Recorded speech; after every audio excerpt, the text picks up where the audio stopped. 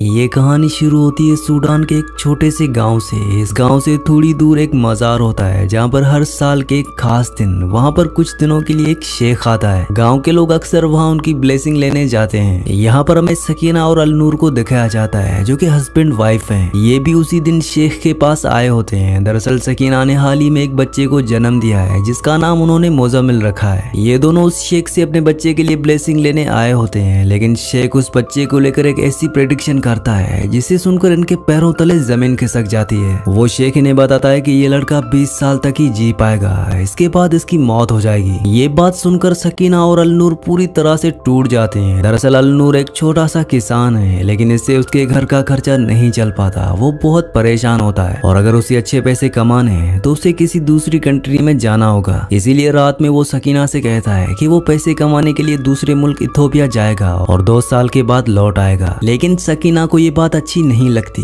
क्योंकि यहाँ वो इस बच्चे की अकेले परवरिश नहीं कर सकती। पर अलनूर उसे कहता है कि अगर पैसे कमाने हैं तो उसे जाना ही होगा, वहाँ से वो पैसे भेज दिया करेगा। और अब सकीना चाहकर भी उसे रोक नहीं पाती, इसीलिए सुबह होते ही अलनूर इथोपिया के लिए निकल जाता है। अब इसके बाद वक्त तेजी से बीतता है और अब मुजम्मिल 13 साल का हो चुका है। वो घर की दीवार से बाहर खेलते हुए अपनी उम्र के बच्चों को देखता है, लेकिन उसके साथ कोई खेलना नहीं चाहता, मानो वो सबसे अलग हो। दरअसल उस गाँव में बच्चे को ये बात पता है कि मुजम्मिल 20 साल की उम्र में मर जाएगा। यहाँ तक कि सकीना अकेले उसे कहीं जाने नहीं देती। लेकिन जब उसे थोड़ा सा वक्त मिलता है तो वो सबसे छुपकर एक नदी पर जाता है क्योंकि वो उसकी पसंदीदा जगह होती है। पर यहाँ भी गांव के लड़के उसका पीछा नहीं छोड़ते। वो उसे तंग करने के लिए नदी पर भी पहुंच जाते हैं, इसीलिए वो वहाँ से भाग जाता है और वो सीधा अपने घर आ जाता है। वहाँ पर वो अपनी माँ से पूछता है कि उसकी मौत कैसे होगी, लेकिन सकीना उसे इस बात का कोई जवाब नहीं देती। मुजम्मिल हमेशा से अपने फादर से मिलने की जिद करता रहता है जो कि सालों से किसी दूसरी कंट्री में है, लेकिन सकीना को ये भी नहीं पता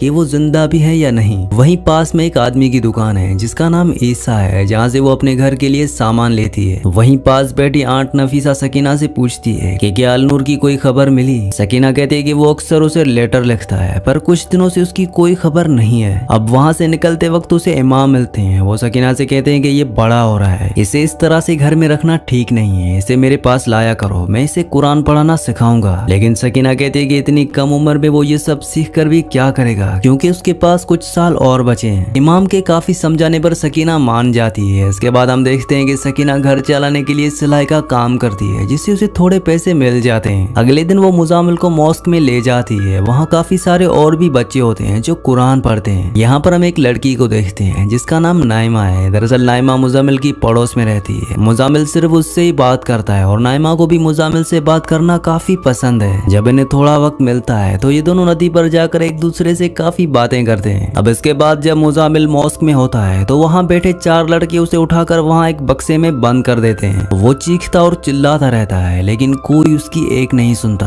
अब धीरे धीरे वक्त बीतता है और अब मुजामिल बड़ा हो चुका है, यानी कि वो अब जवान है। आज काफी दिनों के बाद उसके फादर का लेटर आया है। उसे सकीना की बहुत याद आती है, पर जब भी वो अपने घर लौटने की ट्राई करता तो उसे काम के सिलसिले में दूसरी कंट्री भेज दिया जाता है। वो सकीना से कहता है कि एक बार फिर से वो मुजामिल को उस खलीफा के पास ले जाए जिसने उसकी प्रेडिक्शन की थी कि 20 साल की उम्र में उसकी मौत हो जाएगी। वो कहता है कि शायद कोई ऐसा तरीका हो जिससे मुजामिल बच जाए। सकीना उसकी बात मानकर वहाँ जाती है। ये साल का वही दिन होता है जब शेख मजार पर बैठा करते हैं, लेकिन आज वो यहाँ पर नहीं होता है। यहाँ पर एक दूसरा शेख होता है। वो उसे बताता है कि शेख यानी कि अल खलीफा 3 साल पहले हज पर चले गए थे और अभी तक नहीं लौटे। वो सिर्फ हमारे ड्रीम्स और विजन्स में ही बात करते हैं। सकीना उसे सारी बात बताती है और वो सकीना को बाहर जाने के लिए कहता है। इसके बाद वो मुजामिल को कमीज उतारने के लिए कहता है। वो उसकी बॉडी को काफी अजीब ढंग से छूने लगता है। वो उसे कहता है कि अब जितने भी दिन तुम्हारे पास बाकी बच गए हैं खुद को हमें सौंप दो। मुजामिल वहाँ से चला जाता है। अब इसके बाद हम सकीना को देखते हैं जिसके घर की दीवार लाइन से अब भर चुकी है। वो हर रोज एक लाइन खींचती है। दरअसल ये लाइन्स मुजामिल की जिंदगी के दिनों को शो करती है, यानी उसके जितने भी दिन गुजर गए और बाकी जितने भी दिन बचे हैं ये सब वो उस दीवार पर लिखती है। अब मुजम्मिल वहाँ पासी की दुकान में काम करने लगता है जिसका मालिक ईसा है। सुबह दुकान भी वही खोलता है और बंद भी वही करता है। यहाँ पर आंट नफीसा काफी परेशान होती है। वो मुजम्मिल से कहती है कि मेरे मरने के बाद इस घोड़े का ख्याल कौन रखेगा। दरअसल आंट नफीसा के पास एक घोड़ा होता है जिसे वो बहुत प्यार करती है और उसे पूरा यकीन है कि उसके मरने के बाद मुजम्मिल उसकी देखभाल करेगा। वीडियो में आगे बढ़ने से पहले आप सबसे रिक्वेस्ट है कि मेरे 99% व्यूवर्स वीडियो तो देखते हैं लेकिन चैनल को सब्सक्राइब नहीं नहीं करते और ना ही वीडियो को लाइक करते हैं। तो आप सबसे रिक्वेस्ट है कि मेरे चैनल को सब्सक्राइब और वीडियो को लाइक लाजमी से कर दिया करें। अब अगली सीन हम देखते हैं कि नईमा और मुजामिल अब एक दूसरे से प्यार करने लगे हैं। मुजामिल खुश तो होता है पर कहीं ना कहीं उसे आने वाले कल की फिक्र है। अगले दिन सकीना मुजामिल को कहती है कि तुम उस दुकान पर जाना छोड़ दो। दरअसल वो चाहती है कि अब उसके जितने भी दिन बचे हैं वो सकीना की नजरों के सामने ही रहे। मुजामिल उसे कहता है कि आज दुकान के काम से मुझे शहर जाना है, पर सकीना उसे मना कर देती है कि वो उस गांव को छोड़कर कहीं नहीं जाएगा। लेकिन फिर भी वो अपनी माँ की बातों को नजरअंदाज करके दुकान पर आ जाता है। ईसा उसे अपने पास बुलाता है और उसके हाथ में एक थैला थमा देता है। वो कहता है कि इसे इंग्लिश हाउस पर डिलीवर कर देना, जो कि गांव के बाहर है, और ध्यान रखना कि कोई तुम्हें वहां जाते हुए ना देखे। मुजामिल उस जगह पहुंच जाता है। वहां वो एक आदमी से मिलता है जिसका नाम सुलेमान है। दरअसल उस थैले में शराब की बोतल्स होती हैं। वो उसे पैसे देकर कहता है कि अब यहाँ से चले जाओ। इस बात से मुजामिल को गुस्सा आता है, लेकिन वो अपने आप को कंट्रोल कर लेता है और उससे पैसे लेकर वहाँ से निकल जाता है। वापस दुकान पर आकर वो ईसा पर काफी गुस्सा करता है। वो उसे कहता है कि तुम शराब कैसे बेच सकते हो, शराब तो हराम है। लेकिन ईसा उसे समझा बुझाकर वहाँ से भेज देता है। अगले दिन हम मुजामिल और नईमा को एक साथ देखते हैं, जो हर दिन अपने आने वाले कल के सपने देखते हैं कि इनका बड़ा घर होगा और इनके बच्चे होंगे। ये सुनकर मुजामिल काफी मायूस हो जाता है। उसे ऐसा लगता है कि ये सब नामुमकिन है। दरअसल उसने कहीं ना कहीं ये एक्सेप्ट कर लिया है कि 20 साल की उम्र के बाद उसकी मौत हो जाएगी। अब वो हर दिन सुलेमान को शराब पहुंचाने जाता है, चाहे दिन हो या रात। यहाँ पर हमें पता चलता है कि गांव वाले सुलेमान से नफरत करते हैं। लोग उसे दुश्मन की तरह देखते हैं जो शराब पीता है और दूसरी औरतों से फिजिकल रिलेशन बनाता है। वो यूरोप की कई कंट्रीज घूमकर आ चुका है। काफी वक्त पहले ये गाँव छोड़कर चला गया था। उसने कई साल यूरोप की अलग अलग कंट्रीज में बिताए। एक दिन जब मुजामिल शराब देने आता है तो सुलेमान देखता है कि वो अपने हाथों की उंगलियां गिन रहा है। ये देखकर उसे थोड़ा अजीब लगता है। सुलेमान उससे पूछता है कि क्या तुम्हें गिनती नहीं आती। मुजामिल कहता है कि मुझे गिनती तो नहीं आती, पर मुझे कुरान पूरा याद है। ये सुनकर सुलेमान को पुराने दिन याद आ जाते हैं। दरअसल उसकी भी ऐसी कुछ कहानी थी जब उसे बचपन में इसी तरह स्कूल भेजा गया। सुलेमान शुरुआत से काफी बगावती था।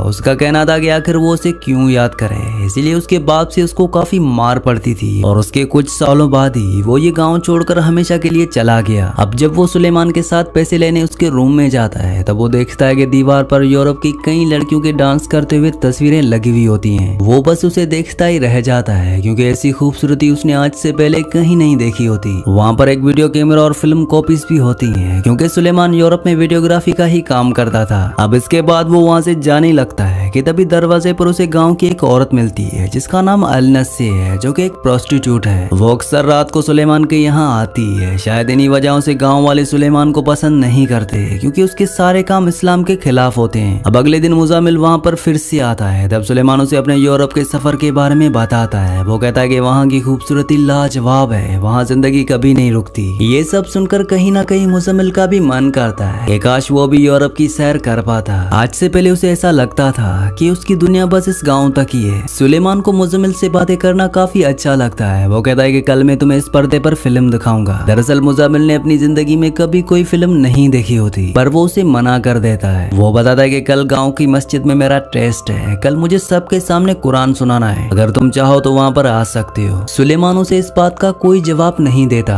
अब अगले दिन मुजामिल का टेस्ट शुरू हो जाता है। यहाँ पर गाँव के कई लोग होते हैं, सामने उसकी माँ भी बैठी होती है। मुजामिल अपना टेस्ट काफी अच्छे से देता है, जिसे सब लोग उसकी बहुत तारीफ करते हैं। सुलेमान भी खिड़की से सब कुछ देख रहा होता है। दरअसल उसे मॉस्क में जाने की इजाजत नहीं है, क्योंकि सुलेमान को कोई भी पसंद नहीं करता। वहीं पास बैठे लोग कहते हैं कि इतनी प्रैक्टिस का क्या फायदा, क्योंकि मुजामिल तो 20 साल से ज्यादा नहीं जिएगा। ये सुनते ही सकीना का दुख एक बार फिर से उभर आता है, लेकिन साथ ही वो अपने बेटे मुजामिल के लिए काफी खुश भी होती है कि वो काफी होनहार है। रात को वो फिर से सुलेमान के पास जाता है, जहाँ सुलेमान उसे फिल्म दिखाता है। वो पहली बार पर्दे पर कोई फिल्म देख रहा होता है। मुजामिल सुलेमान की वीडियोग्राफी की बहुत तारीफ करता है। सुलेमान चाहता है कि वो भी उसकी तरह यहाँ से निकलकर इस दुनिया को देखे, क्योंकि सफर इंसान को और बेहतर इंसान बनाता है। अगर वो मुजामिल की जगह होता तो इस गाँव में कभी नहीं रुकता। अगली सुबह यहाँ पर मुजामिल का फादर अलनूर घर लौट आता है। उसका हुलिया पूरी तरह से बदल चुका है। उसके दाढ़ी के बाल भी सफेद हो गए होते हैं। उसे समझ नहीं आता कि वो अपनी बीवी से नजरें कैसे मिलाएगा, क्योंकि वो अपनी बीवी और अपने बच्चों से इतने साल दूर रहा है। थोड़ी हिम्मत करके वो घर के अंदर जाता है। अब जैसे ही सकीना उसे देखती है तो वो हैरान हो जाती है। वो करीब जाकर उसे देखने लगती है कि क्या ये वही अलनूर है जो उसे वादा करके गया था कि वो 2 सालों में लौट आएगा। वो अलनूर को अपने गले लगा लेती है। वो उसे कहती है कि बैठो, मैं खाना खाना लगाती हूँ। ये कहकर वो चली जाती है। दरअसल अलनूर बेबस है क्योंकि वक्त की मार ने उसे सब कुछ छीन लिया। वो अपने फैमिली के साथ ही नहीं था जब उन्हें उसकी ज्यादा जरूरत थी। अब जब मुजामिल घर लौटता है तो अपने फादर को बस देखता ही रह जाता है। मुजामिल खुश भी होता है लेकिन वो उसे गुस्सा भी होता है क्योंकि आज जब वो अपने आखिरी दिनों में है तो उसके बाप वापस आ गए। उस दिन वो काफी रोता है कि काश उसके फादर वापस ना आते। रात को अलनूर सकीना से माफी मांगता है। वो कहता है कि उसने बहुत कोशिश की पर वो लौटकर नहीं आ सका, लेकिन सकीना उसकी बात का कोई जवाब नहीं देती। अगले दिन जब मुजामिल सुलेमान के यहाँ होता है तो सुलेमान उसे कहता है कि अगर कोई मुझे कहता कि मैं 20 साल में मर जाऊंगा तो मैं जिंदगी को एक राजा की तरह जीता, ना कि हर रोज एक डर के साए में जीता। मैं वो हर चीज करता जिससे मुझे खुशी मिल सके क्योंकि मौत तो एक दिन आनी है, तो हर रोज क्यों डरना। लेकिन मुजामिल को उसकी बात ठीक नहीं लगती। उसे अभी उतनी समझ नहीं है कि वो सुलेमान की बातों को समझ सके। दरअसल सुलेमान नहीं चाहता कि वो उसकी तरह गलत राह पर चले, बल्कि वो ये चाहता है कि मुजामिल डर से आजाद होकर एक बेहतर जिंदगी जिए। इसके बाद हम देखते हैं कि मुजामिल को अलविदाई देने के लिए उसके घर में तैयारियां की जा रही हैं क्योंकि दिन नजदीक आ रहे हैं और प्रेडिक्शन के हिसाब से अब कुछ ही दिन रह गए हैं जब मुजामिल को 20 साल पूरे हो जाएंगे। मुजामिल ने भी इसे अपना नसीब समझकर एक्सेप्ट कर लिया है। रात को सकीना उसे सुलेमान के पास जाने से मना करती है। वो कहती है कि सुलेमान एक बदनाम आदमी है, तुम दोबारा उसके पास मत जाना क्योंकि लोग तुम्हारे बारे में बातें करने लगे हैं। इसके बाद हम देखते हैं कि नईमा के घर वाले उसके लिए रिश्ता देख रहे हैं और वो जल्दी उसकी शादी करवाना चाहते हैं। अगले दिन वो मुजामिल के पास आती है और उसे सारी बात बताती है, लेकिन मुजामिल इसमें कुछ नहीं कर सकता। वो खुद अपने आखिरी दिनों में। नईमा कहती है कि एक बार मेरी माँ से बात करके देखो, शायद वो मान जाए। पर मुजामिल को समझ नहीं आता कि वो किस मुंह से उनके पास जाए क्योंकि सारे गांव को पता है कि वो कुछ ही दिनों में मर जाएगा। दूसरी तरफ अलनूर और सकीना अपने बेटे के लिए एक अच्छी सी जगह देख रहे होते हैं जहाँ उसे मरने के बाद दफन किया जाएगा। इसके बाद हम देखते हैं कि हफ्ते भर से ज्यादा का वक्त बीत गया होता है पर मुजामिल सुलेमान से मिलने अभी तक नहीं आया। सुलेमान को उसकी फिक्र होने लगती है क्योंकि वो हर रोज टाइम से उसे मिलने आता था। एक दिन सुलेमान मस्जिद में जाता है जहाँ मुजामिल उसे वहाँ पर मिल जाता है। वो उसे कहता है कि 20 साल का होने तक मुझे यहीं रहना है। सुलेमान उसे कहता है कि तुम इतने दिनों से मेरे पास क्यों नहीं आए। तब वो सुलेमान की बात का ठीक से जवाब नहीं देता। दरअसल मुजामिल को उसकी माँ ने उसके यहाँ जाने से बंद कर दिया है। ये देखकर सुलेमान को बहुत दुख होता है कि वो भी अब इन गाँव वालों की तरह बात करने लगा है। सुलेमान उसे कहता है कि जरूरी नहीं कि शेख की कही बात सच हो या प्रेडिक्शन गलत भी हो सकती है, लेकिन मुजामिल उसकी कोई बात सुनने के लिए तैयार नहीं होता। जाने से पहले सुलेमान उसे कहता है कि जब तुमने जिंदगी में कोई गुनाह किया ही नहीं तो यहाँ किस चीज की माफी मांग रहे हो। इतना कहकर वो यहाँ से चला जाता है। अगले दिन नईमा की माँ दुकान पर कुछ सामान लेने आई होती है क्योंकि आज शाम नईमा की एंगेजमेंट है। ये जानकर मुजामिल को बहुत दुख होता है क्योंकि वो नईमा से बहुत प्यार करता है। वो सुलेमान के पास जाकर बहुत रोता है। वो उतना बेबस है कि अपने प्यार को बचाने के लिए कुछ नहीं कर सकता। इस बात पर सुलेमान उसे बहुत डांटता है। वो कहता है कि कायरों की तरह रोना बंद करो। यहाँ इस गांव में हर कोई अपनी जिंदगी मजे से जी रहा है, सिर्फ तुम एक जिंदा लाश की तरह 20 सालों से जी रहे हो। अगर अभी भी तुम्हारी आंखें नहीं खुली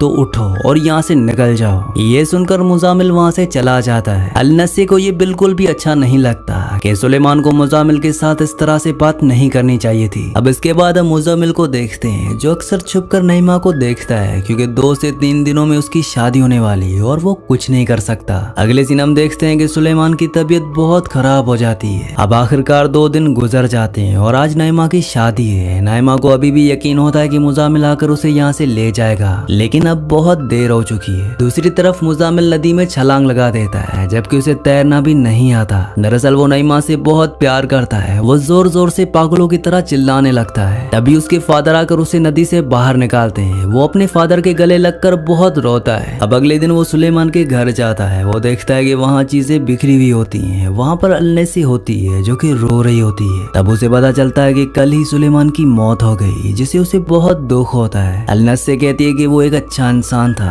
उसका गुनाह ये था कि उसने किसी की ना सुनते हुए अपनी जिंदगी को अपने ढंग से जिया, फिर चाहे वो सोसाइटी की नजरों में अच्छी हो या बुरी। अब यहाँ पर हमें पता चलता है कि 20 साल पूरे होने में आज मुजामिल का आखिरी दिन है। कल का सूरज वो नहीं देख पाएगा। शाम को वो अल-नस्सी के घर जाता है। वो मुजामिल से लिपट कर बहुत रोती है क्योंकि सुलेमान दोनों को अकेला छोड़कर चला गया और कल शायद मुजामिल भी चला जाएगा। इसके बाद मुजामिल के फादर गांव वालों के साथ मिलकर नदी पर उसे ढूंढने लगता है। उन्हें ऐसा लगता है कि शायद वो नदी में डूबकर मर गया क्योंकि सबको पता था कि मुजामिल कल का सूरज नहीं देख पाएगा, तो यकीनन वो मर गया होगा। अगली सुबह हम देखते हैं कि मुजामिल अल-नस्सी के घर में उसकी जब आँख खुलती है तो वो अभी भी जिंदा है। उसे ऐसा लगता है कि वो मर चुका है या फिर कोई सपना देख रहा है, लेकिन वो सच में जिंदा होता है। यानी कि शेख की प्रेडिक्शन गलत साबित हुई। वो सामने रखे सुलेमान की वीडियो कैमरा को देखता है। उसे सुलेमान की वो सारी बातें याद आती हैं। तब वो डिसाइड करता है कि अब वो अपनी जिंदगी की नई शुरुआत करेगा। वो घर से निकलते ही भागने लगता है, मानो जैसे उसकी जिंदगी का सूरज अभी उगा हो। वो भागता हुआ गांव के बाहर वाली सड़क पर पहुंच जाता है। वहां से एक ट्रक गुजर रही होती है जो कि शहर की तरफ जा रही होती है। वो पूरी तेजी से उस ट्रक के पीछे भागता है, क्योंकि अब वो उस गांव में कभी लौट कर नहीं आएगा, क्योंकि यहाँ हर किसी को यकीन हो चुका है कि मुजामिल अब मर चुका है। इसी सीन के साथ इस मूवी का एंड हो जाता है। अगली कहानी आप किस मूवी पर सुनना चाहते हैं मुझे नीचे कमेंट्स में जरूर बताना, क्योंकि मैं आपकी कमेंट्स पढ़ता हूँ और आपके प्यारे प्यारे कमेंट्स का बहुत बहुत शुक्रिया।